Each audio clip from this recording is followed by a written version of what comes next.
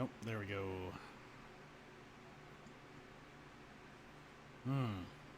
That is a problem.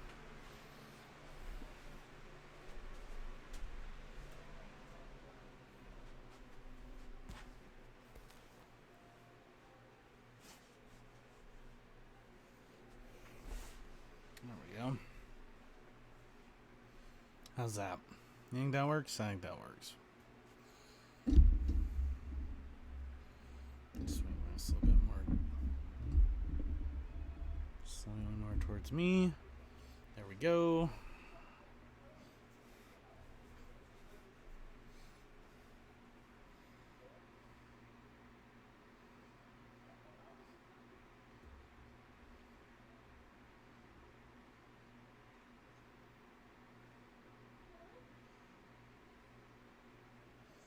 Alright, that seems like a good compromise, I think.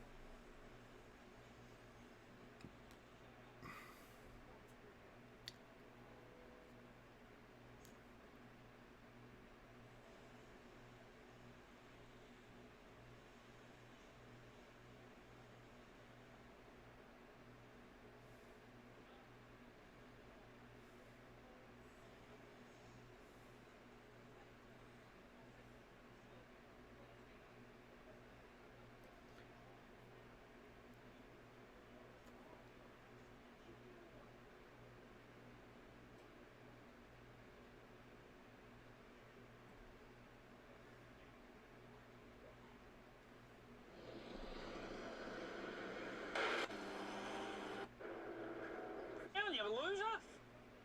Idiot.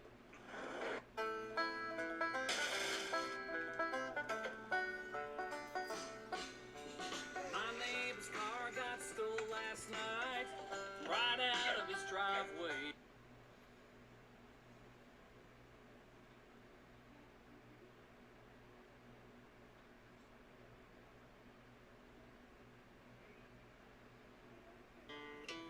Well, I like guns.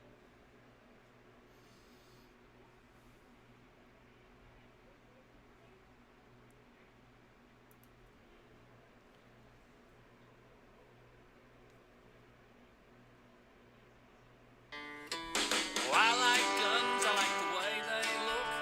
I like the shiny steel and the polished wood. I don't care if they're big or small, if they're for sale, hell, I want them all. I like guns, I like guns, I like guns.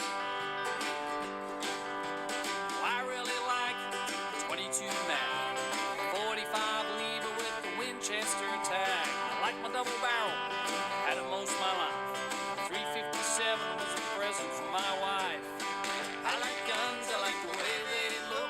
I like the shiny steel and the polished wood.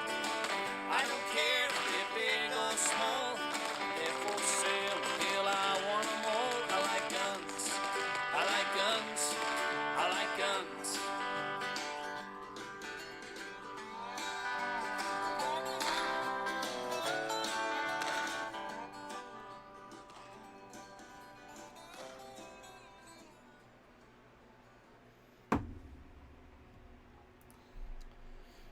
Hello, and welcome to another weekly episode of Anarchist Weapons Wednesdays. And, oh my god, it's Wednesday! It's Wednesday and I'm doing the show. That's, I realize that probably should be a thing that I do, but, lately I just kind of haven't. I'm on air, on time, with a bunch of cool shit to talk about. Well, not cool necessarily. I mean, that's misleading calling it cool. But I do have a bunch of shit to talk about. And so, this week, we're going to talk real quick about the insane gun laws that Congress is looking at. Mr. Robert Francis O'Rourke sells some guns, and then also blames credit cards for bad people. The Garden State, also known as New York's bastard stepchild, decides that it doesn't want to do business with gun manufacturers anymore. I'm sure that'll work out well for them. Our Florida Man of the Week, and because I love you guys so much, a special Rumspringa bonus. Woo! Let's do this shit.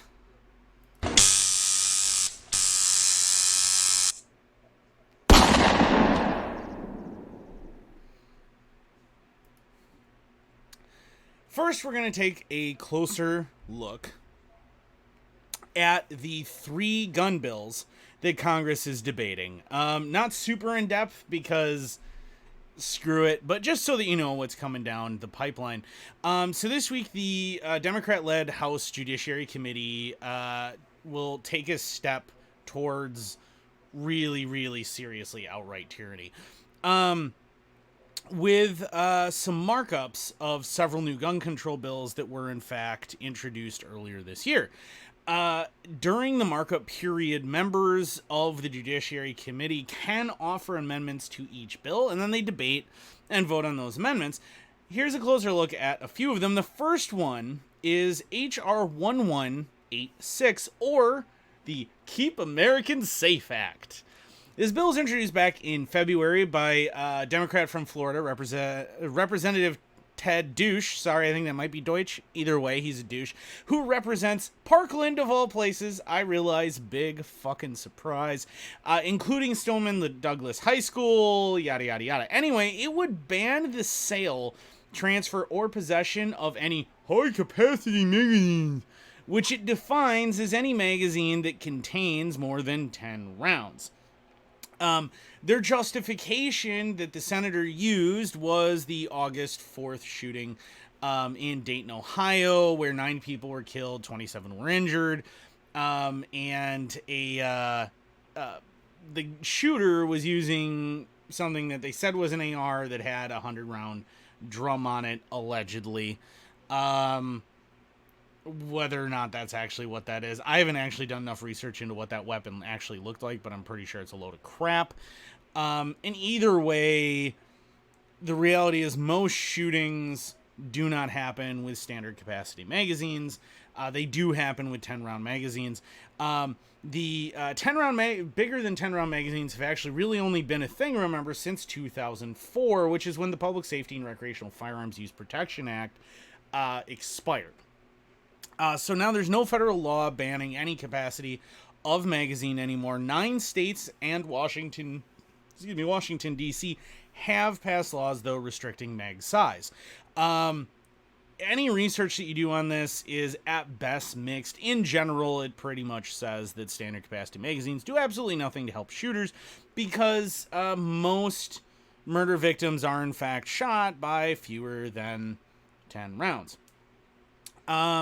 There was a study in 2017 done on behalf of CNN that said, oh, well, you know, these states that have all these mag bans have fewer mass shootings, but correlation, causation, blah, blah, blah. You know where I'm going with that. Next is H.R. 1236, or the Extreme Risk Protection Order Act of 2019. That is the Federal Red Flag Law Act. Salud Carbajal, Democrat from California, introduced this fucker back in February. Basically, it uses federal grant program money to incentivize states to pass red flag laws. They're also called Extreme Risk Protection Orders, or ERPO laws. They don't work. They're unconstitutional. They're a load of shit. I don't think I need to say much more. Lindsey Graham, though, who's a Republican from South Carolina, whose name you may recognize, as well as Richard Blumenthal, a Democrat from Connecticut, are working on a joint bill, a bipartisan bill for ERPO legislation. So what did George Carlin always say about when you had bipartisan support for a bill? That means that a larger than normal deception is being carried out. And when it comes to red flag laws, it's pretty much all deception, isn't it?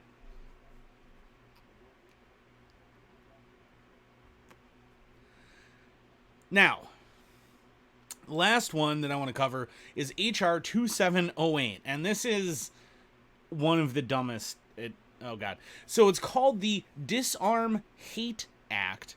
It was introduced in May by, surprise, surprise, a Democrat from Rhode Island, Representative David Cicilline? Cicilline? I have probably Cicilline. I have no idea.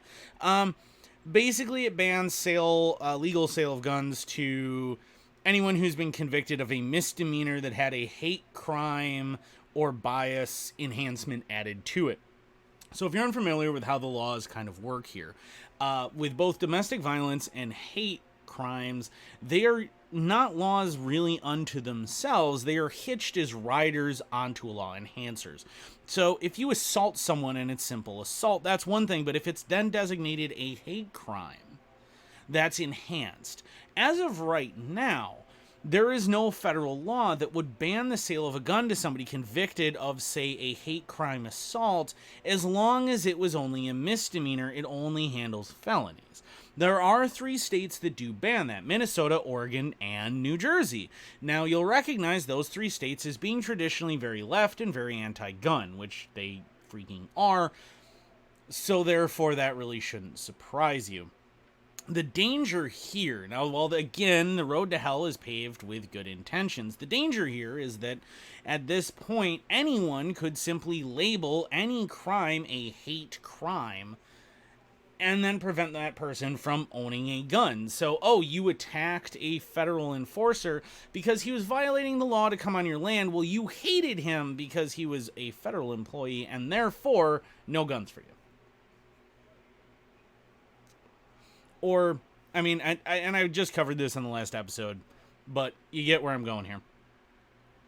So, what are the chances that any of those bills go through? Well, given the current makeup of the GOP-led Senate, a filibuster-proof majority is going to be needed for passing any new gun laws. 2 background check bills did pass the House in February. They've been just sitting in the Senate ever since. Chances are they're not going to go through. There's a chance that a red flag bill could be an exception because Donald Trump has, I realize, not a surprise to anyone who's paying attention, voiced his support for enhanced background checks as well as red flag laws. Now, recently, he's started to kind of backpedal on the red flag law thing and the background thing because a lot of people are really, really hammering him over it. And even the NRA, even those chickens at the NRA are actually speaking out against Trump now because of that, but that's really largely because groups like the FPC as well as the GOA and a few others have been very, very vocal and very active and are calling the NRA out as hardcore as they are.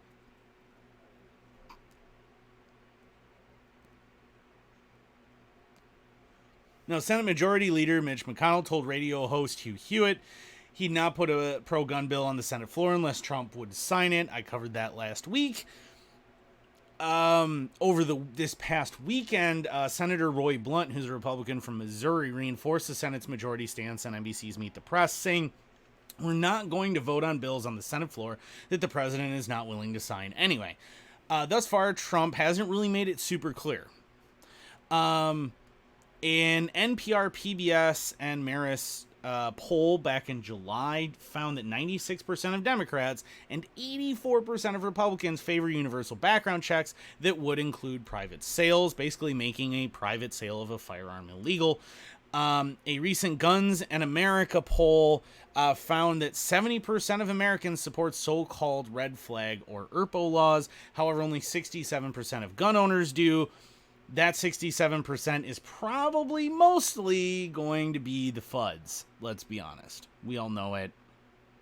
There's no point in me even saying it. Moving on from there, we're going to go ahead and talk about everyone's favorite person right now, Francis. Oh yes, Beto. We are going to be talking about Beto. You knew we were talking about Beto. There was no way I wasn't going to.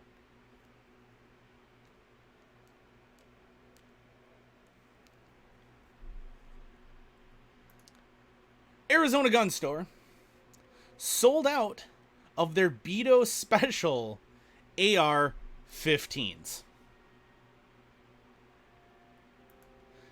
So, Beto on August 17th, tweeted about visiting a gun show in Arkansas.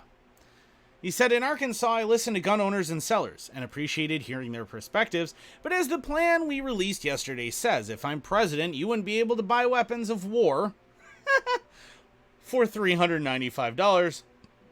You wouldn't be able to buy them at all. First of all, fuck you. Second of all, what Beto is discussing here is this image. It is a gun seller selling AR-15s for $395.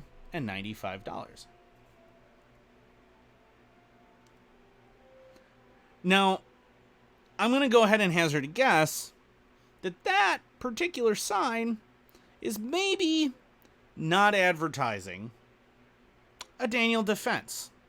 Maybe not advertising a Spikes or a Noveski.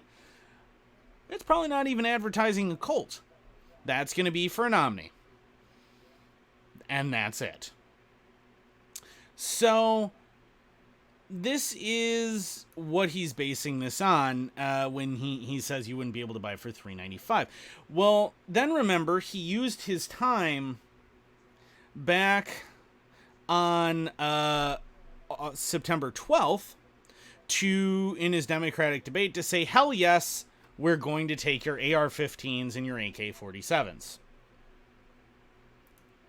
This understandably did not go well with the gun-owning public, and as a result of his little spiel, Alpha Dog Firearms responded by running their Beto Special, which is selling an AR-15 even cheaper than the $395 price that Beto allegedly found in Arkansas. It priced them out at $349.99, called it the Beto Special. FYI, that rifle sold out in less than 4 hours. And there's a reason for that, because that's a hell of a good fucking deal, right? $395 for $350 for a halfway decent gun, even with your FFL transfer fees, you're still paying what? Under $400 usually. I mean that, or under $500. No, it'd be under $400. Under $400. Hell yeah, man! That's freaking awesome. Alpha Dog did explain in a Facebook post that our $349.99 AR deal sold out in less than 4 hours. We're trying to process the orders, working on getting more special deals for our good friend Gun Grabber Beto. I love it. They are not the only ones, by the way. As you can see, other companies have in fact done the same thing. Ground Zero, in fact, went all the way down to $335. Even cheaper than the $350 price tag. That, of course, that's also an AR pistol, so there's that. Which should freak out Beto even more. And they used Beto's image in their Facebook ad, which personally I think is just plain glorious.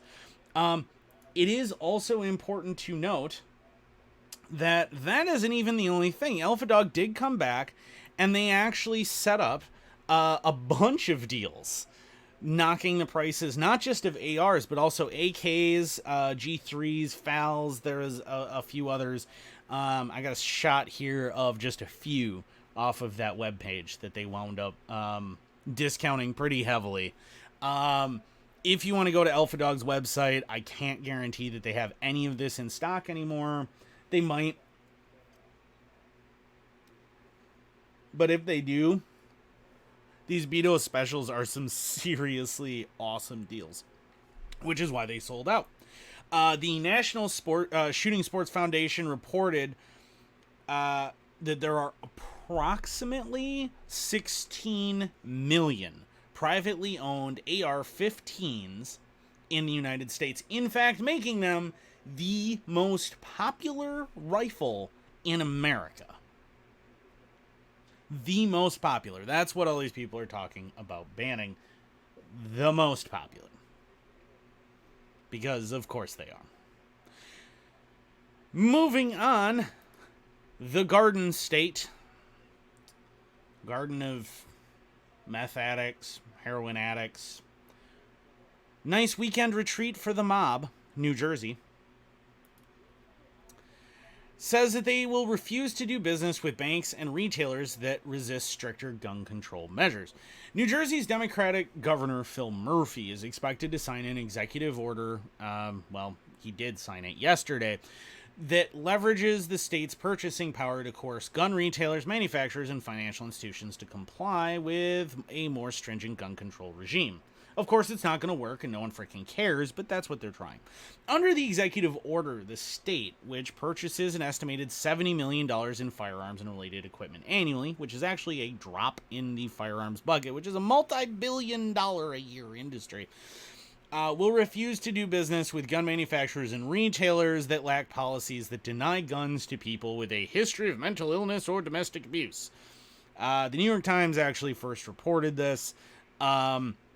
Retailers that wish to keep the state's business will be required to prevent, detect, and screen for the transfer of firearms to straw purchasers or firearms traffickers, ignoring the fact that the state is usually the largest firearms trafficker. Murphy's order will also deny the roughly $1 billion in financial transaction fees the state pays annually to banks that have relationships with gun manufacturers and retailers that adhere to permissive policies.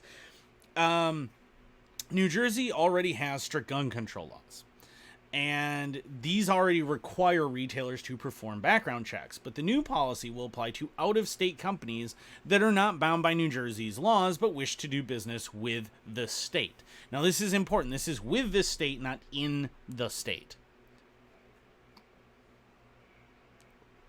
Taxpayers are the top purchasers of firearms, reads the order Murphy signed. The state should not be purchasing firearms, ammunition, or equipment from vendors that place civilians and law enforcement in harm's way by virtue of not adopting reasonable practices related to firearms. Boy, is he delusional. Absolutely delusional. The executive order, which represents the most aggressive extra legislative gun control effort ever undertaken by this state, is going to be meeting with some pretty strong resistance by a whole lot of people. I don't think that surprises anybody, right? But going back to Beto, Mr. We're going to take your AR-15s. Oh, they are ready for you to come for them, senpai.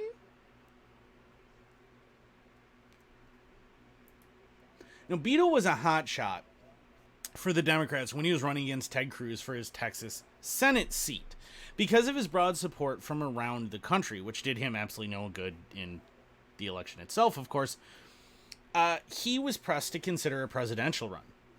He decided to do it, and he's a flailing candidate who has decided to center his campaign, as far as I can tell, on the issue of guns. So far, he's basically taken the worst of other candidates' ideas and then just embraced them as his own. But now he's ready to branch out, apparently. Now he's saying it's the credit card company's fault that mass shooters get guns. On Twitter, he said credit cards have enabled many of America's mass shootings in the last decade, and with Washington unwilling to act, they need to cut off the sale of weapons of war today. You know, they keep saying weapons of war and then also try and tell us that the AR-15 would be no good as a weapon of war. So which is it, guys? I'm getting confused, and I'm not sure whether to go with the RPG or, maybe the grenade launcher or with the AR-15 here. It's what's the weapon of war? I don't know.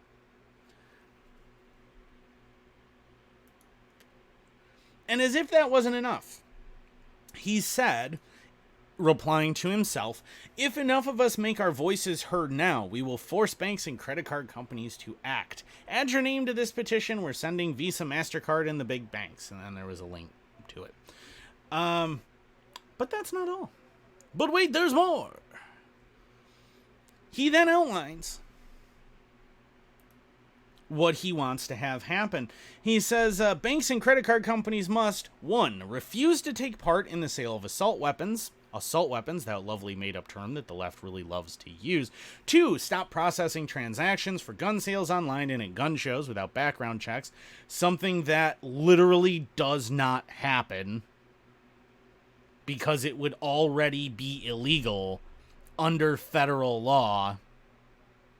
And 3, stop doing business with gun and ammo manufacturers who produce or sell, again, assault weapons. So he's just repeating number 1 there, because he's kind of an idiot, but okay. This is very similar to how Breitbart News' reported Citibank gun control policy works. Citibank sets forth 3 requirements for new retail sector clients or partners. Those requirements are: 1, they don't sell firearms to someone who hasn't passed a background check. 2, they restrict the sale of firearms for individuals under 21 years of age. And 3, they don't sell bump stocks or high-capacity magazines. Essentially, the whole assault weapon-y thing that they want to bring up, that's basically what Citibank is already doing, and that's what he wants to extend. But in other words, he wants to push private companies to regulate their customers' purchases, and is saying it's their fault that these mass killings happened.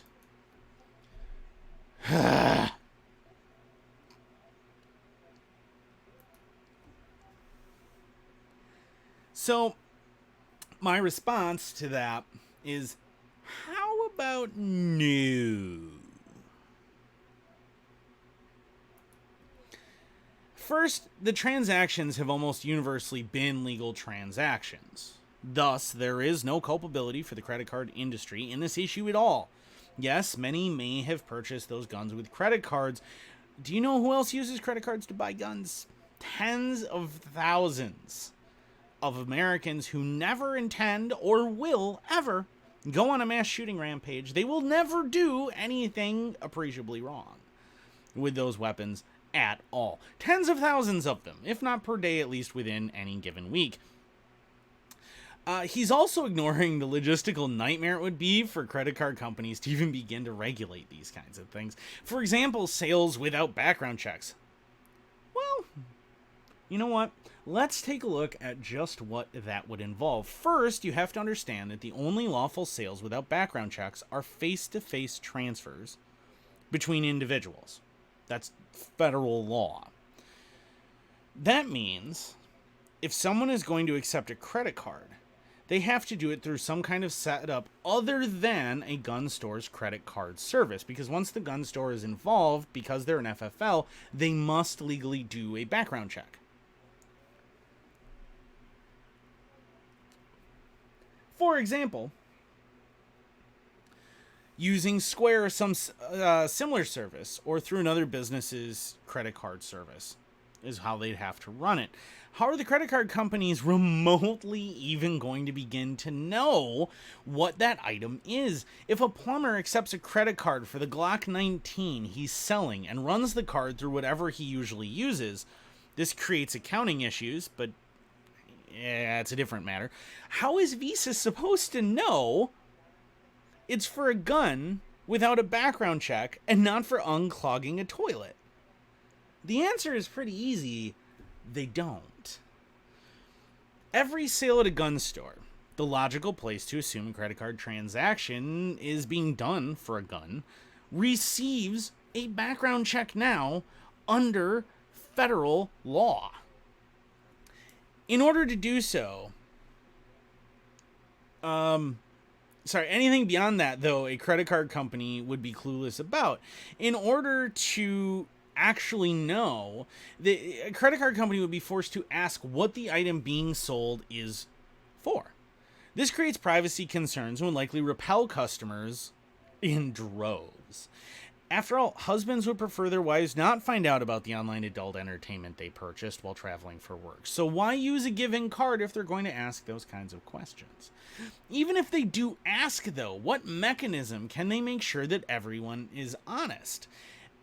If I know someone's Visa won't allow a purchase for my used handgun, what's to stop me from saying I'm selling a lawnmower? Also, I do want to mention that it's very unlikely that any such transactions would ever happen. There are very few transactions that have ever happened using a credit card with a gun. The vast majority of the face-to-face transfers are already cash and will simply continue to be cash. It's a stupid non-issue, and I mean, so much so it's not even funny. Honestly, the entire idea is beyond ridiculous. It's really how we know that O'Rourke isn't a serious candidate in the least. Instead, he's just throwing out any old anti-gun suggestions at a dartboard blindfolded and hoping something will stick, whatever crosses his mind, regardless of how impossible it is to actually implement. O'Rourke really needs to go ahead and slink back to that little realm of obscurity that he came from.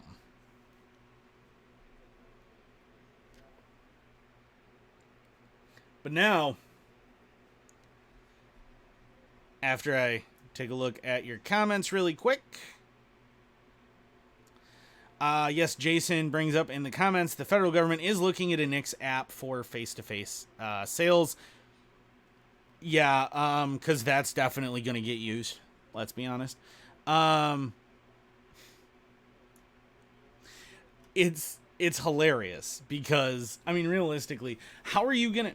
By their very nature, the entire reason that things like home-built guns and private party-to-private party transactions are unregulated and pretty much legal on a federal level is because any attempt at regulation of this would involve complete disregard for a myriad of other constitutional rights, things like rights to privacy and things like this.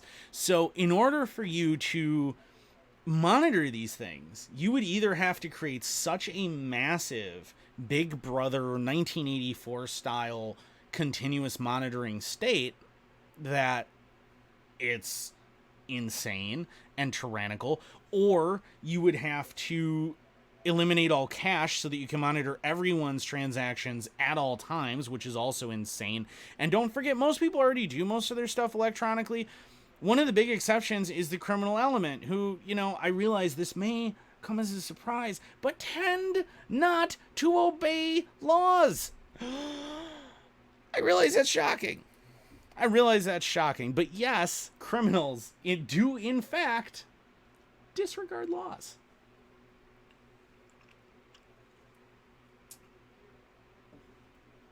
Yes, it's incredible pandering. It is absolutely absurd. And Brett's mentioning the Beto nickname that O'Rourke took.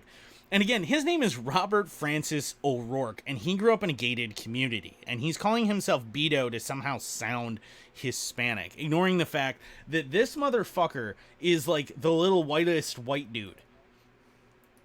Look at this guy. All right? Just, no. There's nothing Hispanic about that man at all. This is the kind of person who thinks that mayonnaise is spicy. I mean, plain and simple. I'm more Hispanic than this guy by sheer nature of the fact that I adore tamales. It's stupid. But after all of that idiocy, I do have good news. I do. Because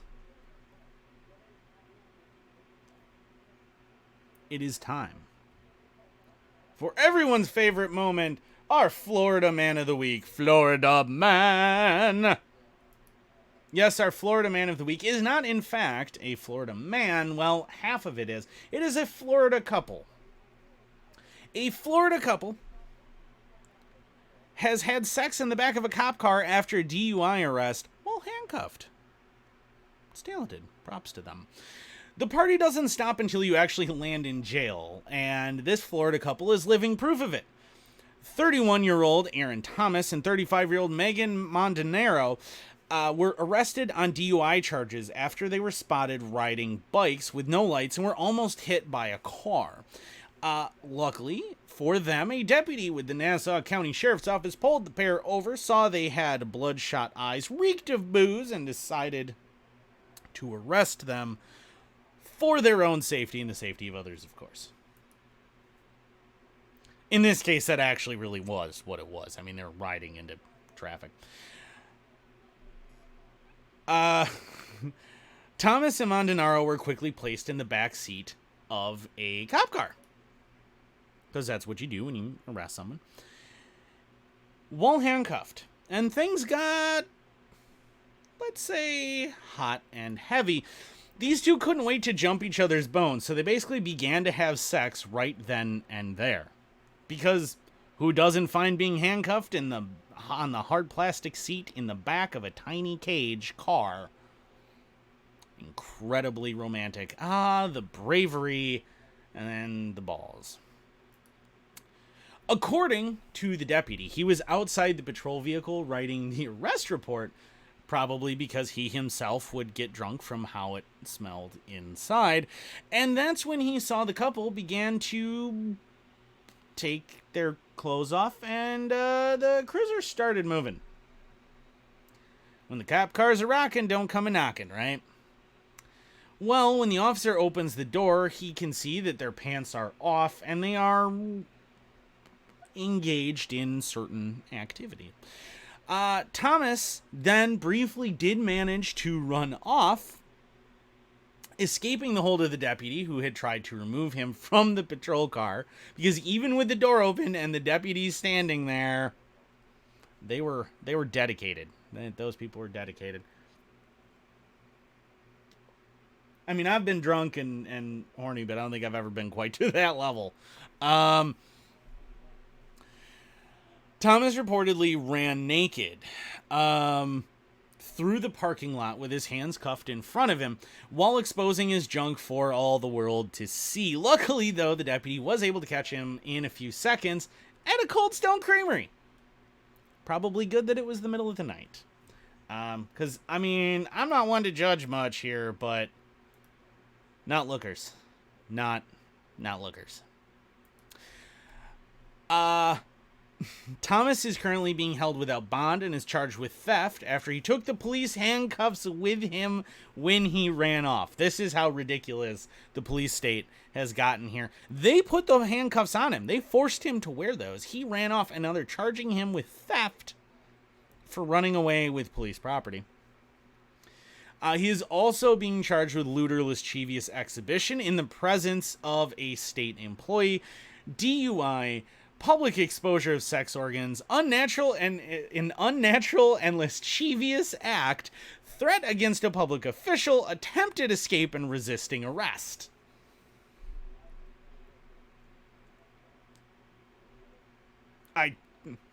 Wow. Talk about throwing the book at somebody. That is a lot of charges for this. Unnatural and lascivious act is probably one of my more favorite ones. I mean, unnatural? Is it, though? Lascivious? Yeah, I'll give you that. Montanaro, meanwhile, was booked for DUI, exposure of sex organs, unnatural and mischievous acts, and resisting arrest with a bond set at $12,508. The Florida couple is being held at the Nassau County Jail and Detention Center. Not surprisingly enough, both have fairly lengthy rap sheets. Thomas previously served 46 days in jail for assaulting a law enforcement officer. Montanaro served 60 days in jail for a parole violation in connection with a prior conviction to be young, dumb, and in love again. And special bonus, by the way, after the world's most impressively horny couple, we have a surprisingly not Florida man story that I had to share, because if you haven't heard this yet, you gotta.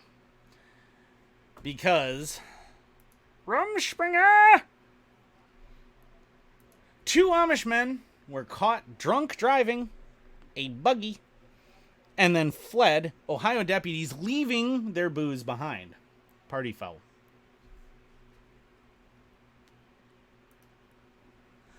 Police officers say no traffic stop is routine, and there was nothing routine when a deputy pulled over an Amish buggy early Sunday morning in North Bloomfield, Ohio. The deputy was on patrol in the heart of Trumbull County's Amish country when he spotted a buggy uniquely outfitted with a large stereo system. Yes. A large stereo system. According to his report, he saw two Amish men drinking inside the buggy and a 12-pack of beer on top of the vehicle. So here it is. This is actual photos of the actual buggy. If you're listening to the audio version of this, you really need to go ahead and look this up because seeing it is impressive. You have two 6x9s, two 4x6s, and a pair of subs. I think those are probably 12s? I think those are 12s, 10s.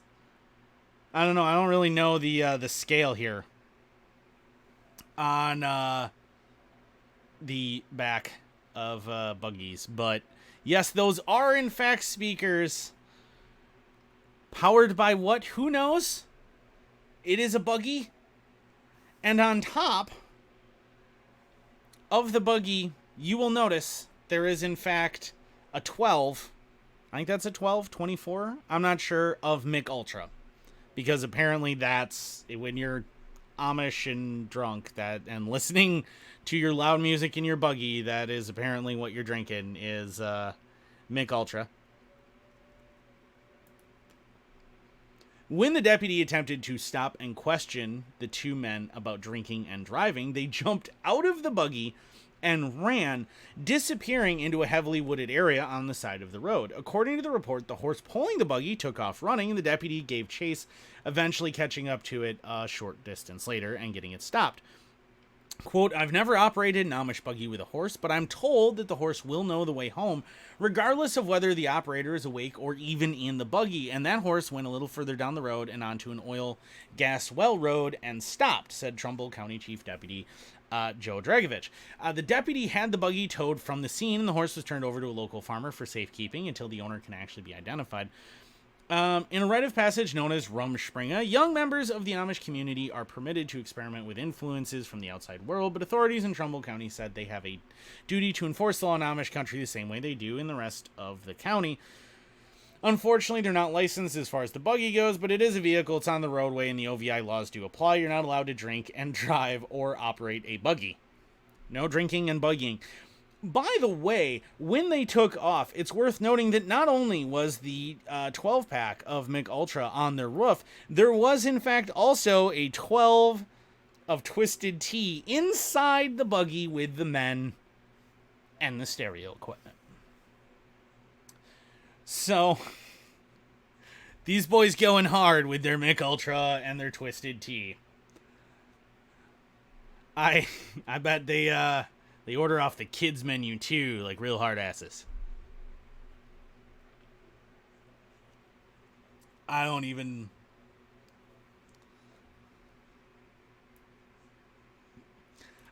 know. And as was just asked in the comments, what music do Amish people listen to while they cruise down the side of the road drunk? And personally, I gotta say that, if you think about it, there is really only one possible song that they can be listening to. And I think we all agree here that there is really only one. Right? It's only one thing. You're Amish. I mean, picture it. You're Amish. You're drinking heavily. Valley where I harvest my grain, I take a look at my wife and realize she's very plain. But that's just perfect for an Amish like me. You know I shun fancy things like electricity. Yes, indeed. I mean, there isn't anything else that you can do here. You have to just take this thing in, man, too. Look at that thing. I mean, the speakers are not insignificant. And that is actually a fairly large amount of booze that these guys are driving around in. Despite the fact that it's all, kind of sissy shit. It's impressive. Once authorities identify the two members of the Amish community, they can be charged with failure to comply with deputies' commands, possibly OWIs as well. Quote, maybe there's just that fear of the consequences. That would be a reality check for them that there are consequences, but I encourage them to come forward and get their buggy and horse. Quick update to that, by the way, I did discover just before going live that at least one of the men was in fact apprehended. He turned himself in. But, if you've ever seen the movie Sex Drive, awesome film. Rumspringa! Indeed. Because they're going hard in that Amish paradise, man.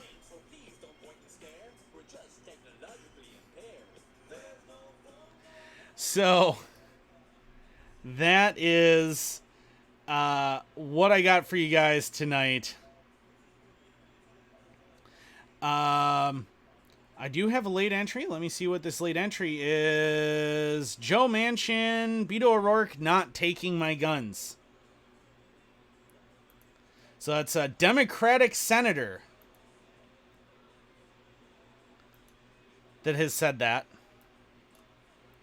It would be really cool if the Times website didn't suck. But yes, a Democratic senator said that Beto wasn't going to take his guns. And that's after somebody said, well, if you want to take my guns, Beto, they're right here. Come and take them. And he said, oh, that's a threat of violence. That's unacceptable. Because Beto's a big pussy. As I think everyone knows he is. But yeah, so that's what I got for you. We got Beto being an idiot. We got the Amish going nuts. New Jersey thinking that they matter to anybody other than people in New Jersey and New York. We've got the horniest couple Florida has probably ever seen. A bunch of gun laws that are about to get rammed down our throats. Don't comply. Don't register. Take what you can, give nothing back. This is the Inked Anarchist. I hope you guys have all appreciated my show yet again, another week. And I will see you guys in 7 days, assuming nothing crazy happens. As always, don't forget to check out Anarchy Among Friends Roundtable Discussion, the other podcast that I am on regularly as a host, where we talk about all things anarchy related and whatever other crazy crap we can get ourselves into over the course of the show. My co-star on that, Derica, has her awesome book, Think for Yourself. Increasingly every day on Facebook, I find myself recommending this book because, well, it's designed for people who need a little bit of extra help at a very young age, learning critical thinking skills. And unfortunately, because so few people ever actually learn those critical thinking skills, gets recommended to adults. It's not entirely youth oriented. Don't think you're going to teach this to 4-year-olds, although I mean, if your 4-year-old can get it, by all means. But yeah, it's a good book. Check it out. There will be a link in the comments, and if you're checking this out on YouTube, in the description, and if you're listening to this on the audio version, I have no idea, we'll come up with something.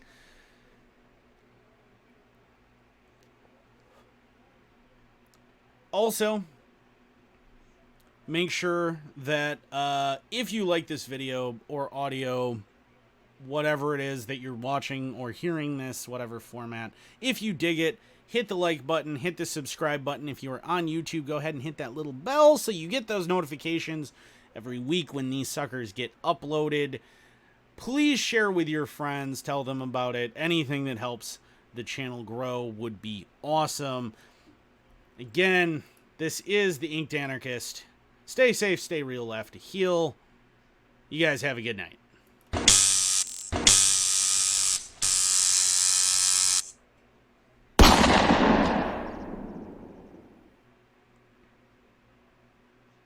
Rumspringa!